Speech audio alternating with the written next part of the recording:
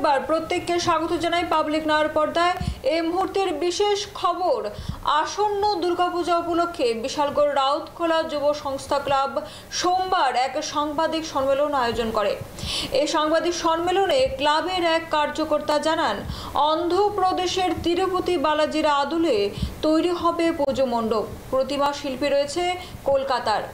এবারের পুজোর বাজেট 30 লক্ষ টাকা। উপস্থিত ছিলেন ক্লাব সেক্রেটারি সৈকত সাহা, সম্পাদক মৃন্ময় সাহা, সভাপতি অনিমেষ সাহা, কোষাধ্যক্ষ দেবজিৎ সাহা সহ অন্যান্যরা।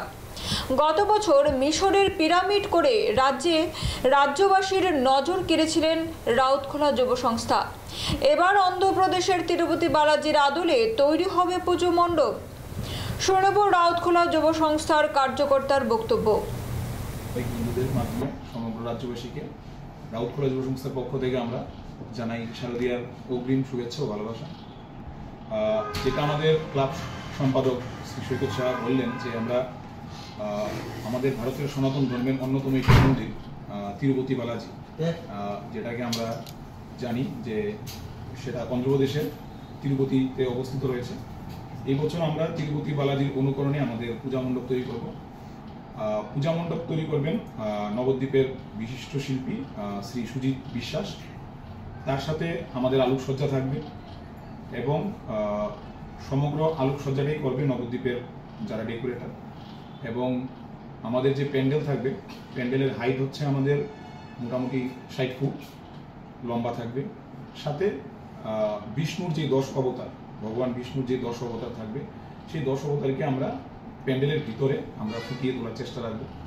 এবং তৎসঙ্গে আমরা এই বছর পুজোতে আমরা চেষ্টা রাখবো একটা মহাপ্রসাদ মানে ভোগ প্রসাদ করার জন্য সমগ্র রাউতখোলাবাসীর জন্য।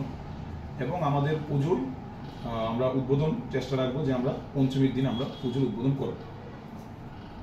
কত টাকা খরচ ব্যয় হবে এই বছর? আমাদের আলোকসজ্জা, প্যান্ডেল এবং আনুষঙ্গিক খরচা নিয়ে আমাদের বাজেট সর্বমোট 30 লক্ষ টাকা আমাদের এই বছর পুজোর বাজেট।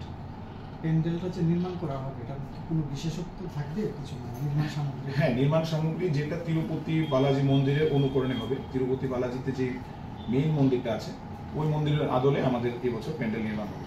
না, বলছি উপকরণগুলো থাকবে, সবগুলোই বিশেষ উপকরণ থাকবে। সেটা আপনারা আগামী দিনে যখন আমাদের প্যান্ডেল তৈরি হবে তখন আমরা দেখাতে পারবো আপনাদেরকে, এবং আপনারাও দেখবেন। কেন দূষণ নিয়ে সবসময় একটা বার্তা থাকে, ওই জন্য আমরা অর্গানিক ওয়ে থেকে কিছু করার না, দূষণ জাতীয় জিনিস আমরা ইউজ করব না। সেই জিনিসটা আমরা বর্জন করি সবসময়। প্লাস্টিক আমরা ইউজ করি না, ঠিক আছে? আমরা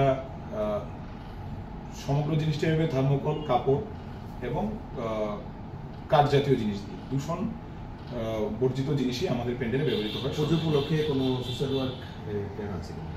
আমাদের সারা বছরই আমরা সোশ্যাল ওয়ার্ক করে থাকি, যেটা আমরা আমাদের বিগত সাধারণ সভায় আমরা ওইটা উপস্থাপন করেছিলাম আমরা কি কি কাজ হয়েছে।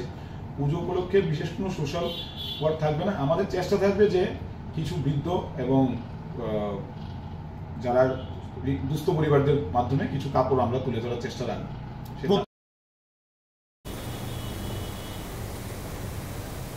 ফিরছি বিরতির পর, ততক্ষণ পর্যন্ত সঙ্গে থাকুন।